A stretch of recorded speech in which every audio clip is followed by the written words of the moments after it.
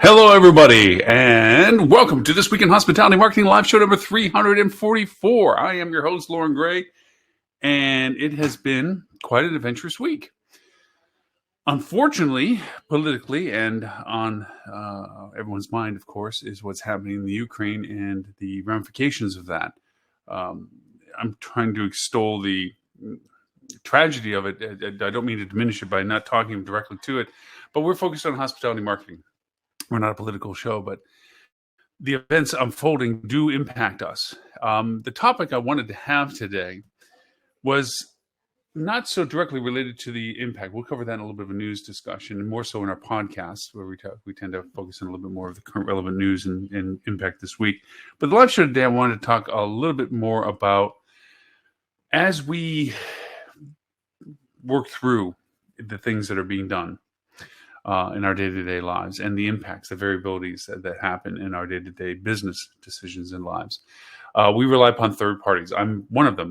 Many clients hire me to do a tremendous amount of work and different work and diversities of work and so forth.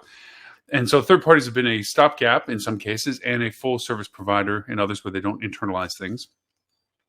And we're just going to use them as a lump sum saying agencies. Not everybody's an agency. I'm not an agency. We're a collective of services and so forth, but we're not an agency. But we function very much like agencies do. So the topic today is, when it comes to agencies, what falls off the plate? And what I mean by this is, having had ownership in an agency and working with agencies when I was strictly on the hospitality side, there was always this interpretation value that you had to have in regards to the answers, feedback, and solutions that are being provided from agencies. All too often, agencies tailor their responses of service based upon their scalability, their metrics, their monetization of what it is that they're servicing. Now, that's just truth in business. If you're asking me to build a skyscraper, I can't do it. So I'm least likely to build you a skyscraper or tell you that you should have a skyscraper, because I wouldn't be the service provider. That's a traditional agency perspective. I think I represent an emerging solution process to a lot of places that are more about telling you best practice opportunities, even if they don't fall into the service spectrum of what I do. The reason why I was inspired by this topic and conversation today is that I had a client and a potential client ask me about doing some function, and I'm fully knowledgeable of the function, have done the function before many times, but it was a matter of price for them. They felt that the quoted prices that they were getting for this function to be done for them was abnormally high, and I agreed with them. It is high.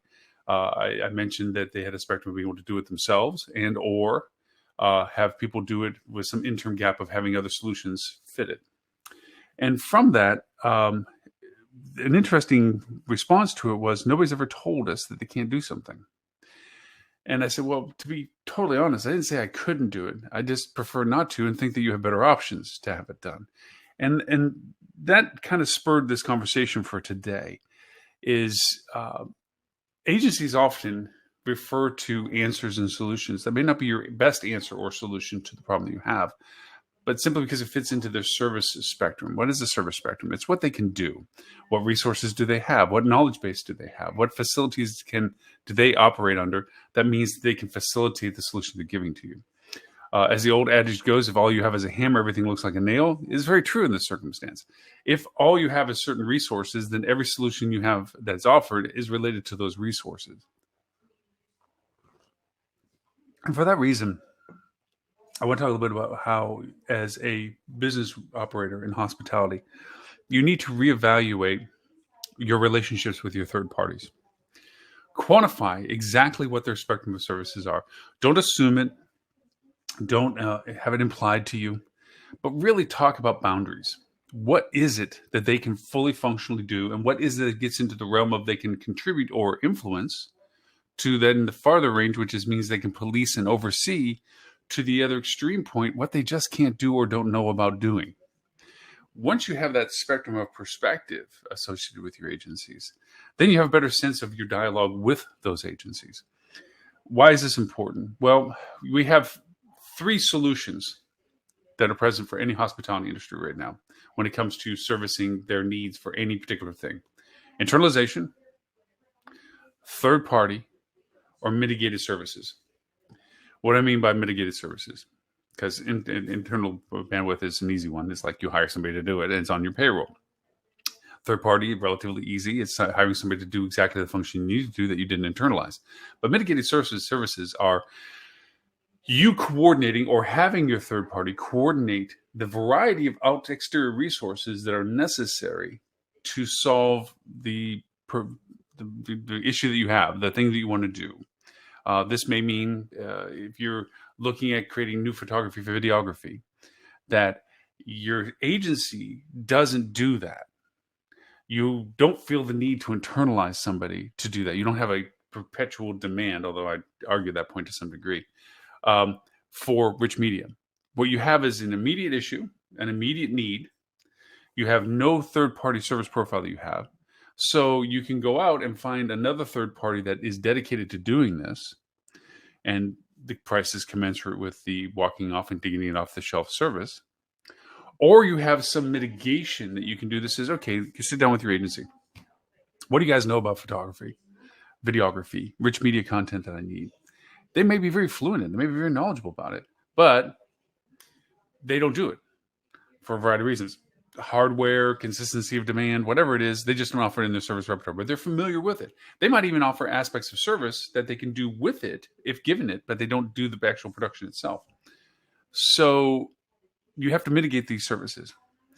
Outside of going out for another third party that is truly just dedicated to doing photography, videography, and so forth and so on, you might find that you can find somebody that can do the function, but you'll need somebody in expertise to know what to use the product for, how to tailor it to the size and dimensions you need for your ad set campaigns, and or size and dimensions you need for your website content media, added size and dimensions for promotional materials that you use.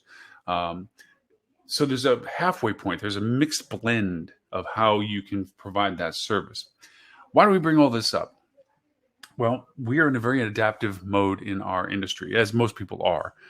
2 weeks ago, we didn't think gas prices would be at an all-time high. That has been a high for 40 years. And again, skipping the politics of all this as to who to wag a finger at, which we seem very fixated to finding out. It's really about the realities of our current economics and market and political spectrum. We have higher gas prices because, no, we didn't convert everything over to wind power and thermal energy and nuclear energy and everything else. We rely on fossil fuels for all the reasons that we do.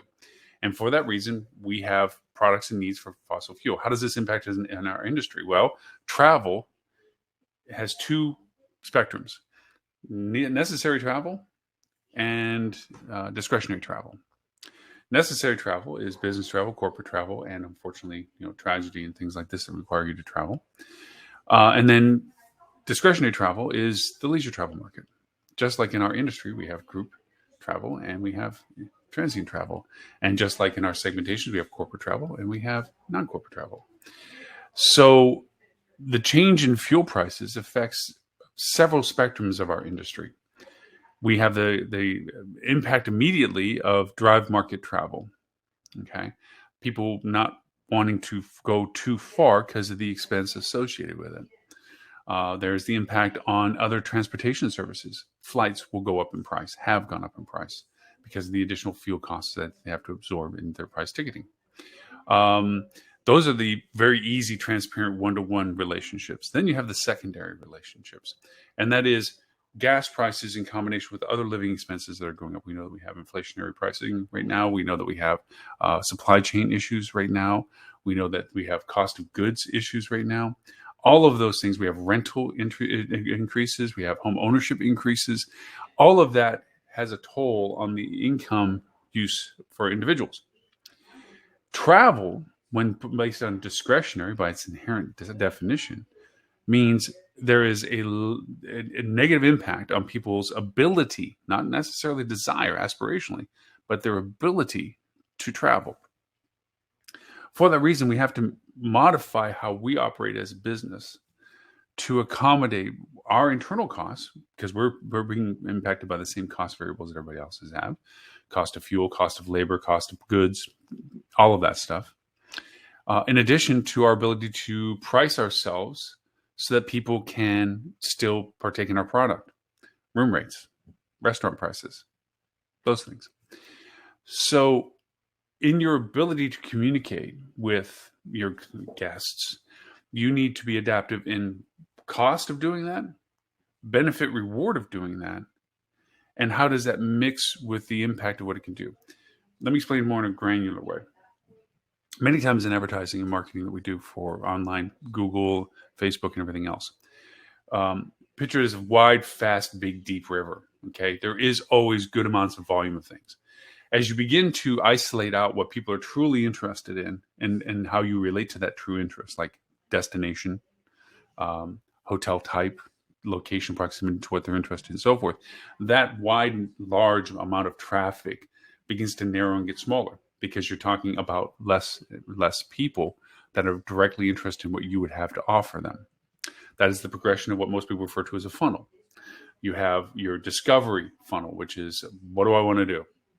Then you have your educational funnel. Now that I've decided what I want to do, what do I need to understand to make decisions about it? And then you slowly get into your acquisition or ZMA, user moment transaction, where people make the decision to purchase. That's that funnel thing we talk about. And it's a narrowing of volume of people. In advertising, there's a good chance that you can always pay to get in front of people. That's not necessarily a hard thing to do. The difficult part is whether or not you're getting in front of the right people with the right offer and that you have the right product available for them. Because as with most advertising campaigns, you can have good traffic. We could have thousands of people seeing our ad. It's not hard to put an ad up in front of thousands, tens of thousands, hundreds of thousands of people. But if you're not getting anybody interested in your product, where it's not resonating with them, that you're offering something they're interested or offering information that is helpful to them, they may even click on it, but they don't convert. They may be like, oh, that sounds really interesting. Click. Yeah, no, click. And they're gone. You spent the money to have them do that, but you didn't get the reward of having spent that money, that ROI of that. And that's where right now dynamic and variable marketing comes into play, where you have to make sure that you readjust your thresholds of what's considered acceptable traffic in combination with acceptable conversion. Agencies rely on a lot of metrics depending upon their knowledge of their client. We have a variety, a spectrum of clients that we deal with. We have those that are very much embedded and very knowledgeable about exactly what we're doing, all the way up to the, tell me the good numbers. Green's good, red's bad. Arrow up good, arrow bad down. And it doesn't make them any less because they're very talented in what else they do. But the spectrum of their engagement of what we do for them is all over the board. So it's our responsibility as third-party entities to tailor our data so that they have the information they need to create decisions that we need them to give us. How much do we spend? How often do we spend it? What are we offering? And to be honestly able to tell them the pros and cons of the strategies. We should come to the table with what we think is the best initiatives based on what we currently know for what they currently need. And the key element of that statement is currently, because all too often agencies rely upon ignorance. And I'm not trying to bash other agencies by saying that. If you have a disconnected client and or they've regulated the conversation down to a lesser non-authoritative person that really can't make the decisions, they're there to listen to the reports, then you've created extra links in the chain of communication. You're now talking to a non-decision maker. The non-decision maker may not be fully aware of what it is that they're listening to even know what they should come back to their people with on saying what they think should be done based on the recommendations of the agency that provided it. So what you have is a check mark. Yeah, I was on that call. Yeah. No, numbers look good. Traffic was good. Yeah, getting a lot of traffic. That's all what they remember. What they didn't remember is that the traffic didn't generate a lot of revenue. The expenses didn't warrant the returns. The options to what they should do to change that were never conveyed.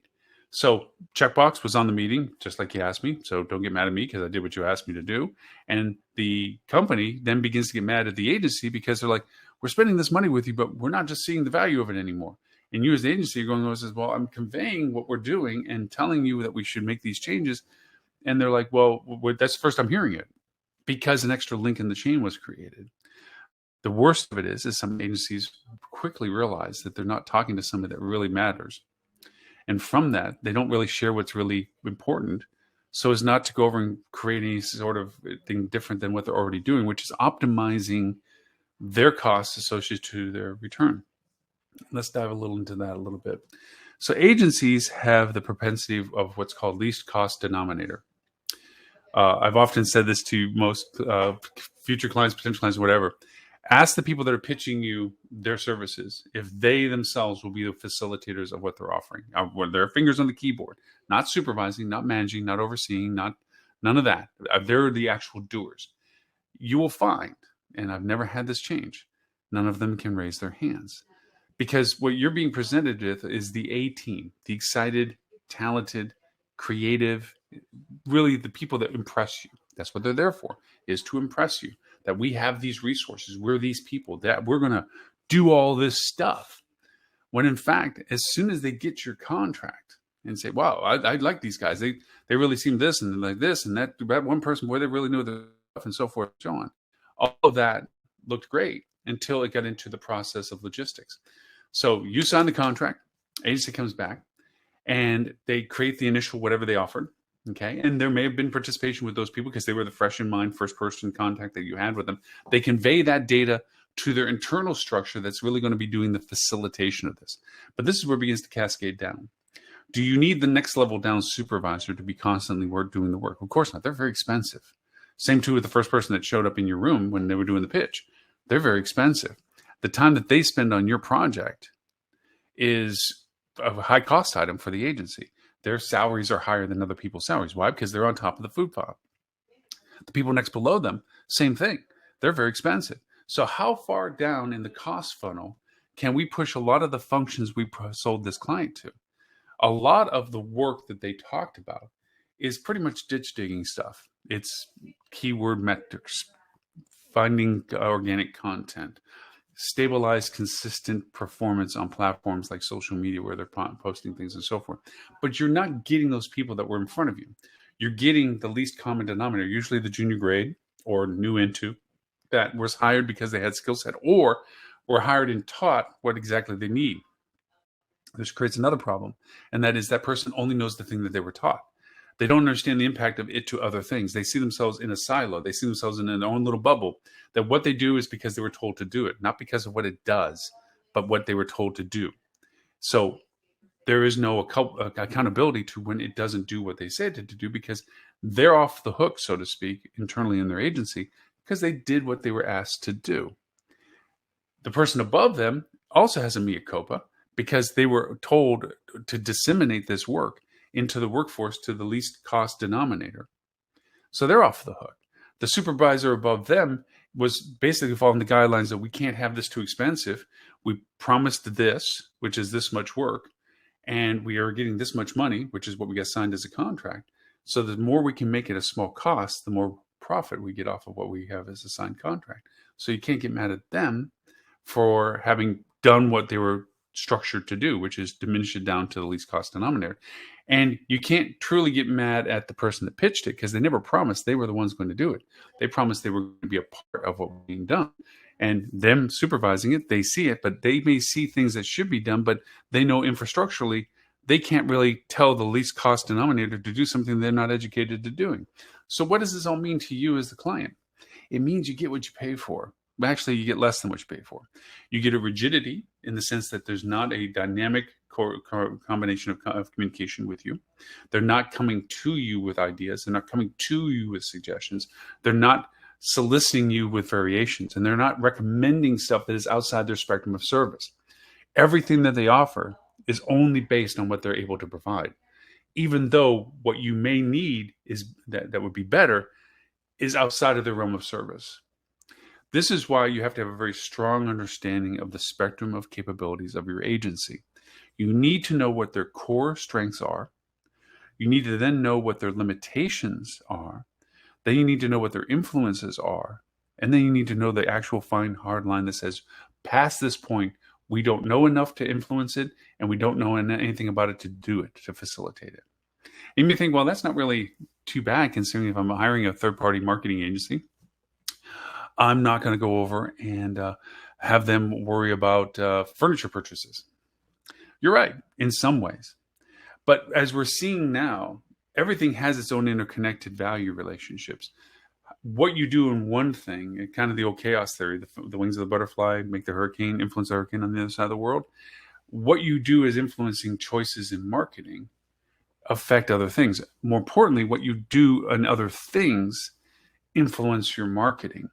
I think best example I can give to mind is there's a very expensive, very nice resort, hotel casino in Las Vegas that put in their rooms these hard tablets. These looks like iPads or pads, tablets that control the room. And at the time, it was a wonderful innovation on what to do in the room. You could just be on the side of your bed and tap the lights that you want on, and the air conditioning setting, and the music, and the TV on and off. It was great. Marketing ran with it. Like, look at how cool we are. Look at all the stuff that you can do in the room. Look at how innovative we are. Look at how neat it is. And it was a great marketing tool for why we were different than everybody else, which was the purpose of that hardware. Here's the reality. Technology changed. Hardware wore out. Things broke. What they were getting was very bad reviews on how useless the hardware was, how frayed the wires were, how it didn't work, and they had no switch on the wall to actually turn the lights on, and they had problems with the rooms, and it was a huge inconvenience, and the hardware was outdated, wasn't even kept up to date, blah, blah, blah, so forth and so on. And marketing was still talking about it as being a new innovative product because that was the last message given to them. And because they were never talked back and forth saying, hey guys, it seems like we're getting a lot of feedback from reviews that this hardware isn't doing what it used to do or doesn't do it as well, and people are getting really mad at this. One, we should diminish our relationship with that conversation. We should not feature that so much. Secondly, you all need to know. In other words, I have to give feedback back to them. It's like, you may not be noticing this, but we are. Here's information you need to act on. Either fix the system or get rid of the system or change the system or do something that you're not doing now, because this is beginning to hurt your business, because people are not wanting to come to you because of this problem that you have. That's active dialogue between an agency and a client. What happens is, let's not piss them off. Let's not get them upset. You know what? We're not in the hardware in your room business. We're in the marketing business. They told us to feature that they have this. We do what they say because they must know what they're doing. The problem is, a lot of people assume a lot of people know what they're doing, but that's the problem. They assume it. Everyone is wrong almost all the time, and they're right, hopefully more than that. We don't do things to purposely be wrong. We don't do something knowing it's the bad thing to do. We think we're doing the right thing. Getting resources like your third-party agencies, getting resources like your internal teams to communicate in a way that is honest and not blame-finding is a huge element to that communication value of agencies. Agencies should be clear about their limitations. Agencies should be clear about why they're recommending things. Is it because they can do it, which means fast and efficient and cost savings because we already have a relationship with you? Great, say that. Point it out. But also point out that there's other agencies or other entities or other services that might provide a value of service is worth consideration.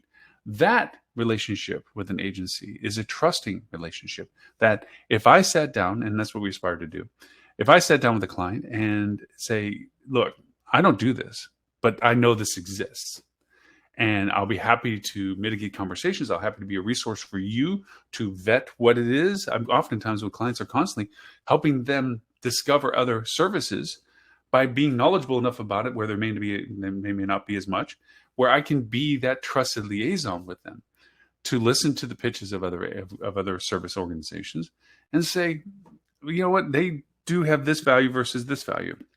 This agency seems more combined with this. That insightfulness is a value proposition with agencies that they don't often exercise because they feel that if you're talking to another agency, you're cheating on them. And it's not. What you're looking for is when you sign a contract relationship with a client, it's a trusting relationship that you're providing a service of support. You're there to show what you can do and be clear about what you can't and offering that. And when I say from our topic today about, what falls off the plate, a lot of things don't get presented in front of clients because of two things. One, we don't offer it, or two, it opens the door for somebody else that can also displace us should they be found to be better at what we do than them. Every agency is amazingly excellent at things and not so good at other things. And agency relationships are hot and cold. I remember in particular when I was owner of an agency, partial owner of an agency, that we were struggling with the fact that our clients, certain clients at a certain time, usually we begin to identify a certain time cycle, where they became disillusioned with the services that we're offering, where they were pretending to be antagonistic about problems. They start turning into more of a squeaky wheel. Why is this? What is that? So forth and so on. And what we found was that they felt the trust factor with us shifted. They didn't trust us as much as they did when they first signed. And that came from the fact that our communications were based on what we both found interesting to bring up. We talked about positives. They had questions about negatives. Two sides of a conversation.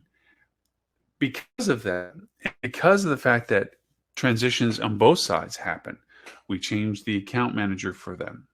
Someone that they really got to be intimate in the sense of collaboration with. Now they got promoted, which is the natural progression of things, to something else. They were really good, obviously, because they were good with this client, good with other clients. They got promoted to a higher role, which meant that they were less hands-on with particular clients. This client may have been one of them, that they lost that person, and the person that replaced them, they didn't feel comfortable with, or they felt distant from, or whatever it was. That was one thing. The other was they had a change in representation, where they changed who it was, and that person was disconnected and non-knowledgeable, but they were the last person to say they didn't know it, because that would show weakness on their side if they didn't know what we were talking about. So they just played dumb, for lack of a better way of saying it, of, oh yeah, no, that makes sense to me. And then they didn't do what they were supposed to do on their side, and the company became disillusioned that things weren't being produced at a level that they were familiar with before. The other ways that we fixed some of these things was we created a third party within our organization, a non-connected client relationships person that dialogued with the clients as their advocate within our system.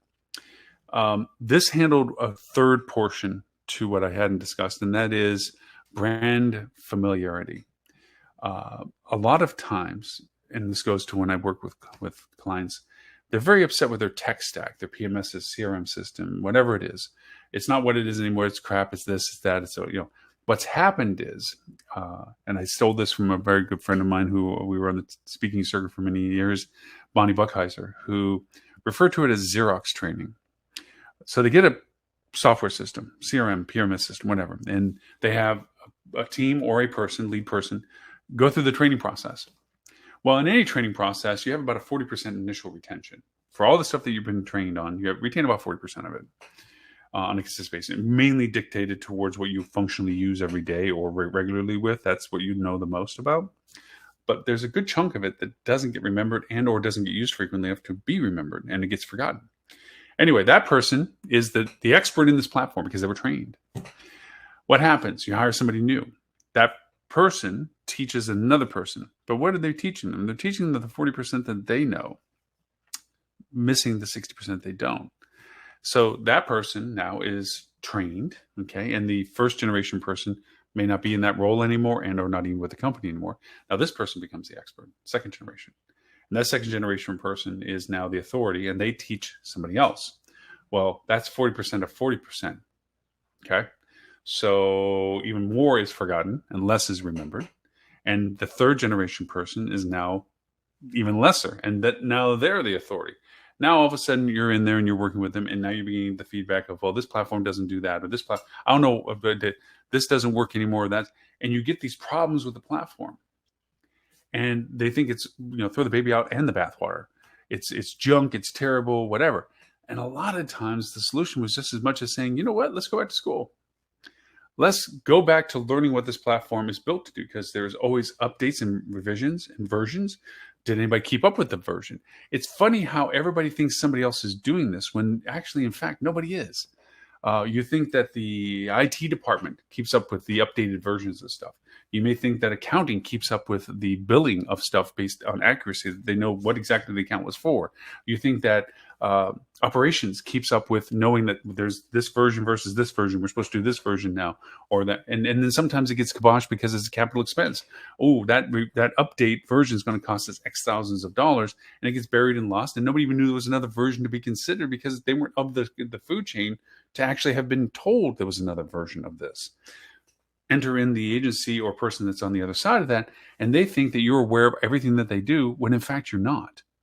And then add on top of it that the version that you're working, they're looking at it going, well, why are you such an old version? But I'm not here to sell you anything. I'm here to do what you're asking me to do. So it never comes up in conversation. So the idea of it is nobody's really being ultimately responsible or ownership of things like that, not asking those questions. So from this advocacy that we developed, this third person advocacy of talking with clients, these are the things that were discovered where we're talking with them is like, well, you're on version 2, where you have version 6 now. Well, yeah, I don't know why we're not there. Or maybe they do know why. Well, that was really expensive to do or whatever it is like that. And it's like, well, okay, if you want to do what you're saying to do, then you need at least this version to do it. Now, here's the negative aspect of this. Software providers, SaaS providers, and so forth purposely upgrade their versions to solicit more costs to you. So it's not like you're totally innocent. Oh, we're just trying to do the right thing is on one side of the conversation. No, both sides are playing to their strengths. If we grade up a version, we get to charge more again.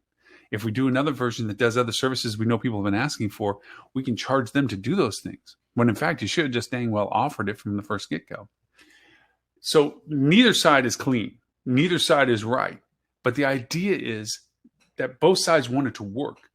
The provider service, the SaaS service or whatever, doesn't want you to go onto another platform. The client, the facility, the user of the platform doesn't always necessarily want to go through the expense of changing, plus the training requirement changing, plus possibly hardware changes and so forth on this. So they're willing to listen to what it would take to do the things. And what we found is sometimes where it's like, well, it's a price issue for somebody. Well, you know what? Let's do this. Let's get you upgraded and then disseminate it over a period of time or something. That third party pushback, high altitude view of stuff can sometimes help tremendously with the perspective change of what is the best way to solve this. Now, I talked about SaaS services and software services as an example, but this relates to everything. Everything about what an agency does in relationship to a client, it is based on what the client thinks they need, what the service provider feels that they need, and what they're capable of providing, and what is the best solution. So 4 components to that process. Having an honest, truthful conversation with both sides. The agency should always be truthful with the client in saying what, based on what the client is saying is needed, and also the observations of the agency to say, wow, we're seeing this happen. You need to consider this. An open dialogue, a real dialogue is happening. And more importantly, and this is something we require of all of our clients, we have 3 reasons why we step away from a client. One is lack of investment in the sense of commitment. If the client begins to regulate our conversations down to non-decision makers or just in deference to saying we're going to do that monthly report, but I don't care who shows up to hear you talk about it, we say, no, we're not here to work with clients that are engaged with what we're doing. That's number 1. 2 is trust. If trust is broken on either side. The idea of the communication is critical, commitment. I don't mind that we're no longer talking to the owner of a company or their CEO or their president or whatever, but whoever we're dealing with, we're looking for progressive decisions. This is the situation. We need this decision. If I'm talking to a person that has to defer to another person, I've already created a link in the chain I don't want. Secondly, it's up to the old phone game you had, say one word to say something to one person, have it go down the list and see what it ends up as. Anytime you begin to add interpretation between you and the decision maker, there's a risk, a very high risk, that the communication isn't conveyed the way it was intended. And I say this from emails, I say this from anything. It gets lost. The intent gets lost.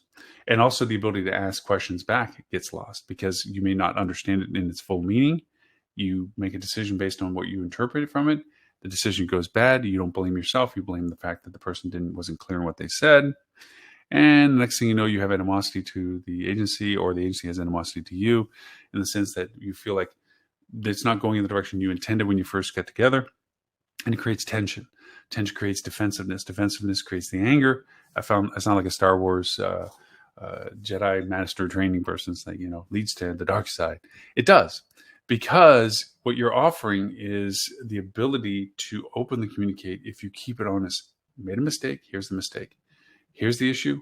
This is what we can and can't do about it. This is what we're seeing. Are you seeing this too? Have you considered such and such? The client has to not be defensive either, because the agency, being able to be interacted with the client,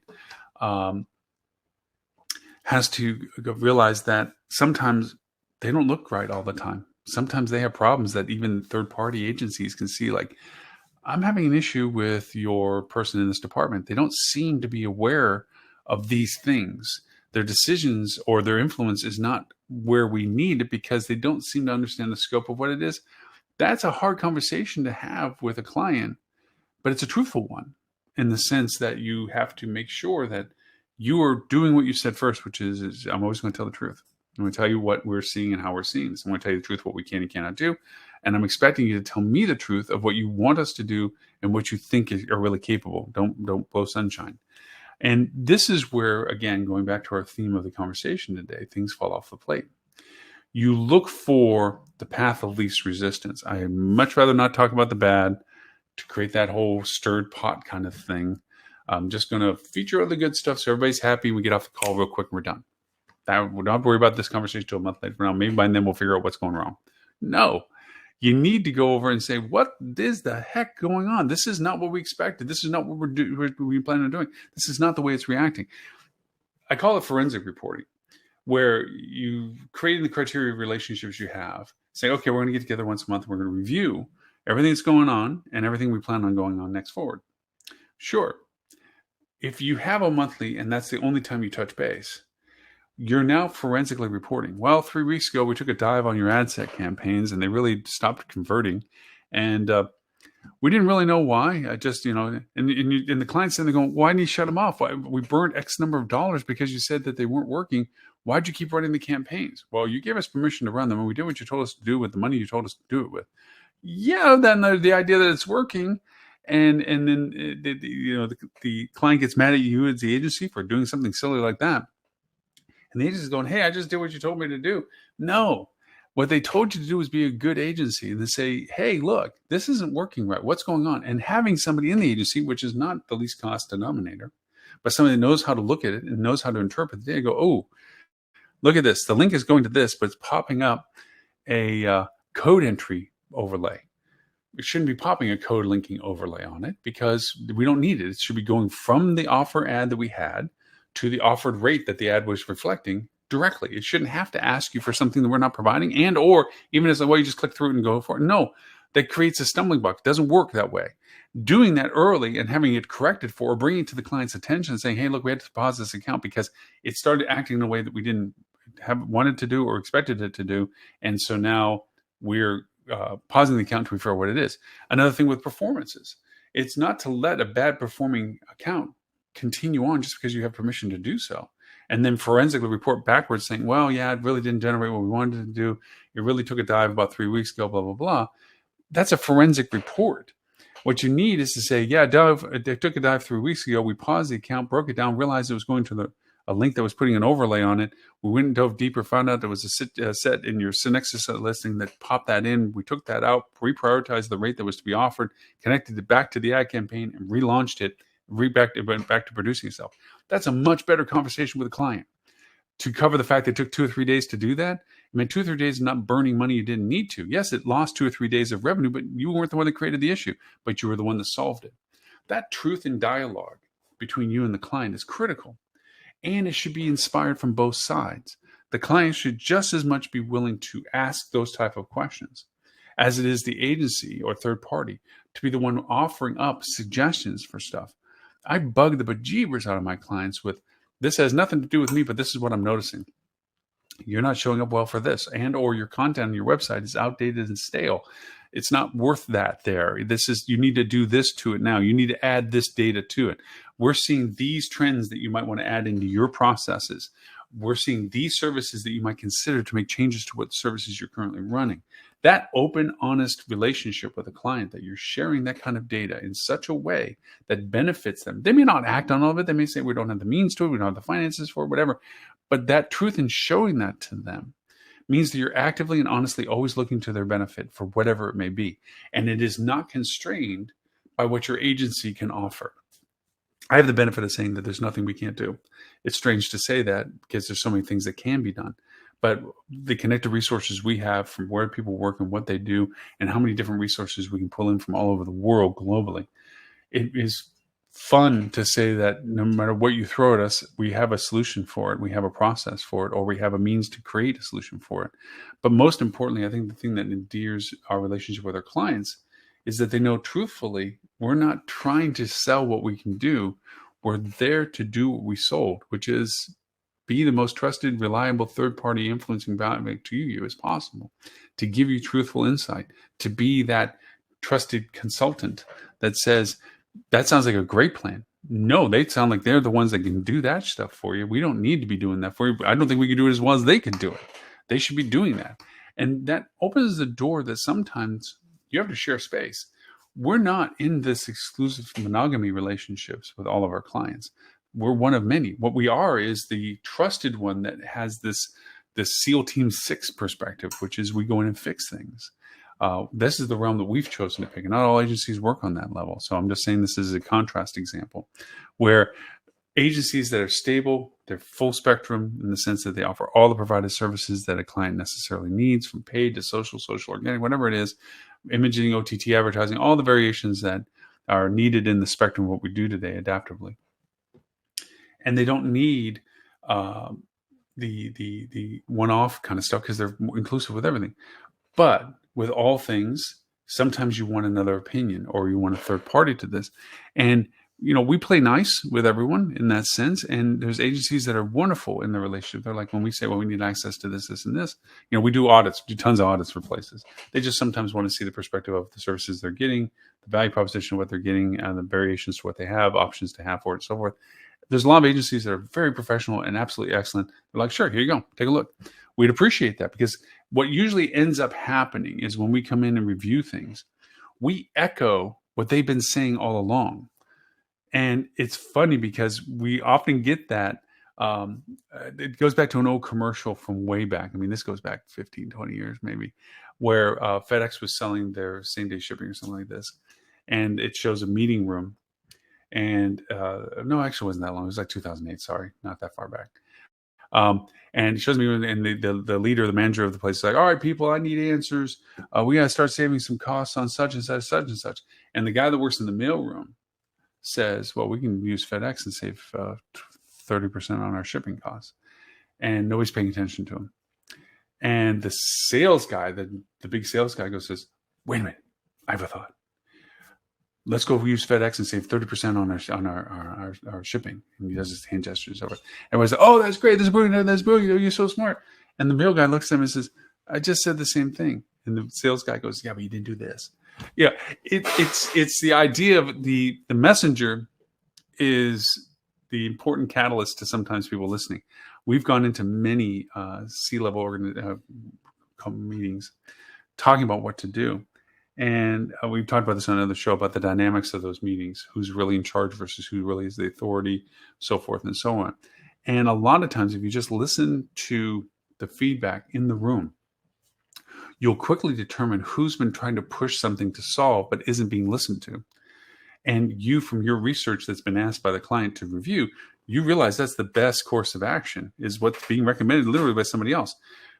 Not for you to say, well, this is what we think and we've done this, is to begin to go over and give credit to the person that has had that insight all along and validate them, because now you have an ally, you have an advocate with you that isn't on your team, but is in their organization. Okay. But most importantly, sometimes by you saying it, there are things like, holy crap, I've been saying that for 6 months and nobody's been listening to me. You walk in the door and 2 minutes later, everybody's slapping you on the back saying how brilliant you are. Giving them shared value and pointing to them and saying that this is a brilliant idea. This is exactly what we recommend.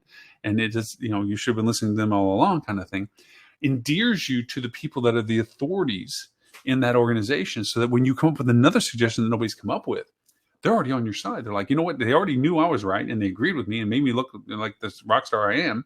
Okay. And now they're coming with an idea that I think is pretty good too. And I didn't think about it, but I'm all endorsing them because I want them around because they're being listened to by everybody else.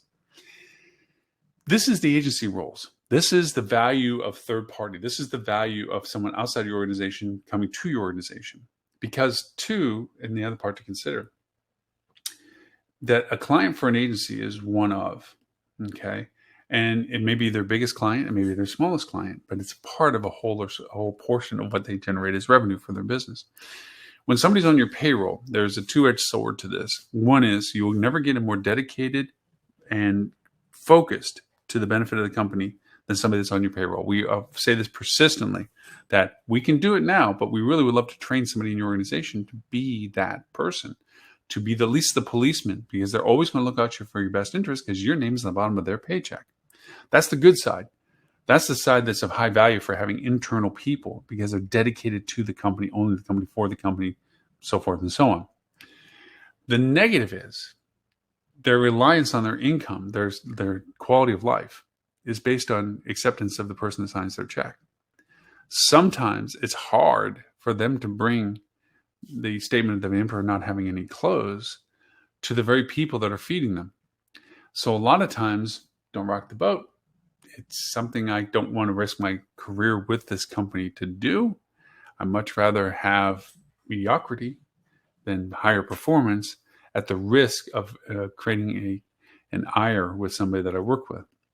I say this firsthand from when I was in C-levels and so forth, and meetings and what have you. They were my business friends, but I never looked at them other than being compatriots in a meeting. It was like a Shark Tank.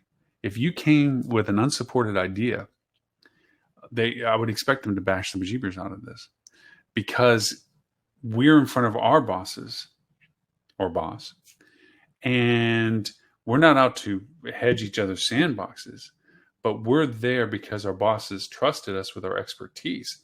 And if I came with a half-baked idea, I would expect my peers to shred it to pieces, because it was a half-baked idea. Don't walk into those rooms with a weird thought or I'm not ready. It doesn't work.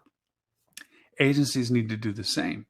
When they walk in, their boss is in front of them, the person that decides whether they still are connected to you contractually. Going in, you want to make sure that you have sustainable, supportable concepts and the validation of what your opinion is, just not a random, I'm thinking we should change everything to purple with polka dots because that's the new thing. Why is it the new thing? What data do you have to support that new thing? Why is this a reason for us to do that thing? On and on and on. So third party, in comparison to the two contrasts I just did for internal, where the best benefit is the support because they're on the payroll. The negative is they don't want to rock the boat. Third parties, unfortunately, come into the conversations the same way. Do I really want to point out what they're doing wrong, or do I just want to cash the check they're sending? And that's where a lot of agencies fail. Is they're more worried about the check than they are about the purpose of why they get it. And when you can establish truth and honesty, I have pissed off royally clients because I told them what they didn't want to hear. And I was very specific about why I felt the way I did. And there were times I jeopardized our future relationship with them. And I looked at it this way. I would be better off telling them the truth and getting fired and walking out the door with my dignity than to lie to them and succumb and lose my honor for what I believe is the reason why I do this, by telling them just what they want to hear or omitting what they don't want to hear. So in your relationships with agencies, having honest dialogue that goes past the social hype handshakes and attaboys and chotskis and feel good fuzzies and happy Christmas packages of candy. I don't send gifts out to my clients. And I had one client one time asked me why. I said, because you're paying for it. It's not a gift. By paying me for doing the services I do for you affords me the ability to send you a gift. And I base this on the fact of having been a recipient of tons of gifts in my time when I was in a position of ownerships, where I was the person you wanted to pander to because I had the decision-making process of whether we purchased product or not. I got tons of stuff over the holidays and so forth, and attaboys and feel goods and so forth. And I felt like I reached out and appreciated all of them, but even that got dulled after a while, where I didn't really even send notes to people, or maybe on a phone call say, hey, by the way, thanks for the gift, whatever, blah, blah, blah.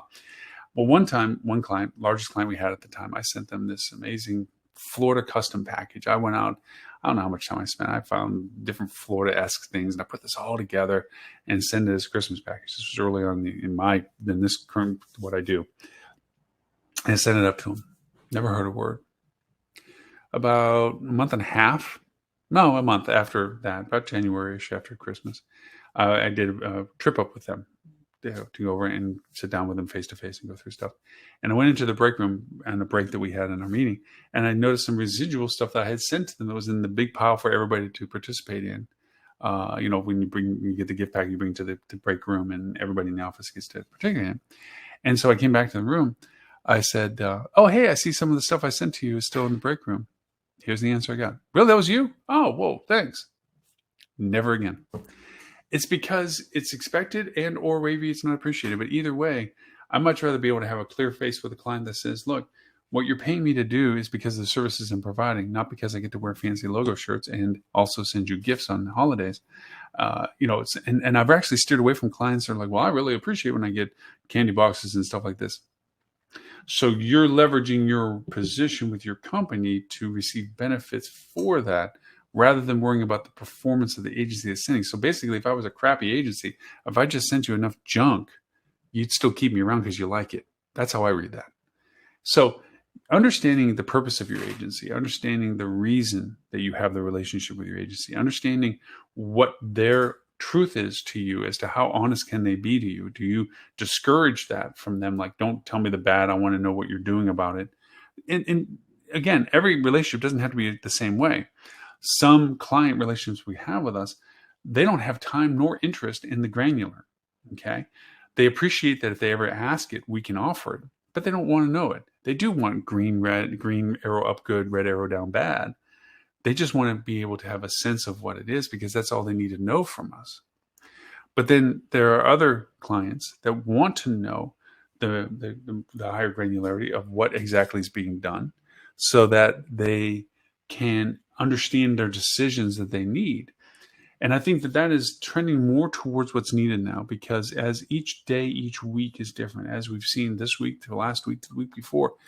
Think of this. A little over 2 weeks ago, there were a lot more people alive in the Ukraine living what we consider to be normal lives. Where am I going to get my hair cut? Where I got to pick up groceries day, I got a doctor's appointment, daycare, pet appointment, whatever, to where can I hide from being shot? Think about that. And 2 weeks ago, we were buying gas at $3.24 a gallon or whatever it was and moaning about general stuff. And now it's over $4. And we're now looking at what the impact of what these changes are to our business, our cost of living, our cost of doing business, our ability to solicit business. We know right now that what's happening right now is impacting travel decisions right now for spring break cycle for places that benefit from spring break travel. March, kids out of school, kids out of college. What are they doing? It's a high demand for lots of different markets. How's that affecting it? Are they piling into one car because of gas prices? Are they still flying but not flying? Are they foregoing the trip? Are they changing their trip plans? Because gas prices is the only thing that's gone up. Our hotel rates have gone up. Cost of eating out has gone up. Cost to go to places, because everybody's cost has been impacted by this. So how much money they spend is now a stronger criteria of what it is they're allowing themselves to do. And because of all the extra costs of cost of living, that amount of money that they have, that expendable income money that they have for discretionary travel, has been squeezed. There are certain markets that are still available, but you have even hesitancy from them. You have the retirement market that has more sustainable income because of their retirement investments, but that's even taking hits. So there might be a hesitancy for them. You have political turmoil, which might affect the interest of international travel right now, especially to Europe, perhaps, and elsewhere, because of just the uncertainty principle. You still have COVID. We are still in a pandemic. It seems like it may have been forced out of the news because of current events, but it is still there. It's not at the impact level that it was. We see more positive comments about it, about mandates and masks and so forth. But we know that's going to have a political ramification as to, people accepting other people still wearing masks or not wearing masks, or places that are still requiring it that you find that some people find that they don't want to be required to wearing masks, and the problems that creates. We're a very angry society right now. And so all these factors are influencing your business decisions. More predominantly, how are you getting business? And so now more than ever, your relationship with the agency that you have or your internal team is critical for honest, open dialogue. What is working? What isn't working? How do we do what we do in a way that's most beneficial to us? How much money do we have available to them? A lot of companies still have the convoluted perspective that marketing dollars are a savable amount of money to compensate for operational expenses, when in fact, the only way to really solve operational expenses is to generate more top-line revenue. A lot of times people will say, well, let's cut down our marketing expenses so that we have more optimization of our operating expenses below the top line revenue numbers. Problem is, less gas, less travel, less revenue fuel, less ability to spend money. You need gross income to have net spend. So that's a convoluted upside down perspective. I'm not saying spend frivolously, but spend smarter based on the results you get for your spend, and less about the ones that are not that way, which requires an agency that is adaptive. It requires an agency that is very much present in watching the performances so that they pause campaigns that aren't being productive at a certain benchmark that is agreed to by the client and the agency.